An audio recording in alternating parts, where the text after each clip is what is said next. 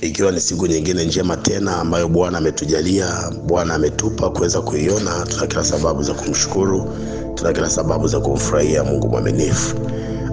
Leo tunaangalia kitabu cha Luka sura ya 4 ule mstari wa 18. Baada ya Yesu akiwa ametoka kubatizwa, na Biblia inasema alipotoka mto Yordani akaongozwa na Roho kwenda nyikani, na alipokuwa anarudi nyikani kwa nguvu za Roho. Sura 18, Roho wa Bwana yu juu yangu, kwa maana amenitia mafuta kuwahubiri maskini habari njema, amenituma kuwatangazia wafungwa kufunguliwa kwao, na vipofu kupata kuona tena, kuwaacha huru waliosetwa, na kutangaza mwaka wa Bwana uliokubaliwa. Iwe ni heri na amani kwako wewe ambaye umepata neema kusikia neno hili asubuhi ya leo.